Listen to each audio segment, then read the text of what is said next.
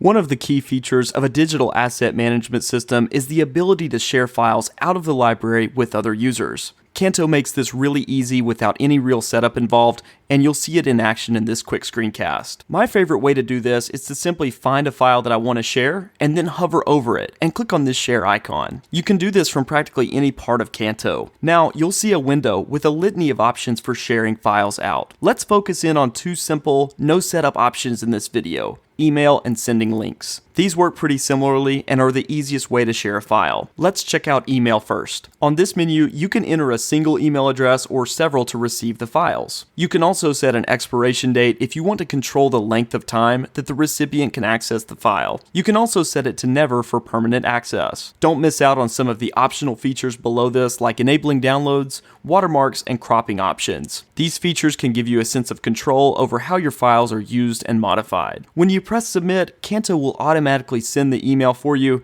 and the email addresses you entered will receive a message with the link to the files. Now next, let's jump back and look at the link option. This is really quite similar in terms of options to manage expiration and modifications, but when you press create link, you'll receive a URL that you can send or share with anyone. When they visit the URL, they'll have access to the files in the way that you set it up. One other thing to check out is that you can actually share multiple files at the same time. Back in my Canto library, I'm just going to select a few files by clicking on the circle in the upper right corner of several thumbnails. Now, I'll click the share icon just above those.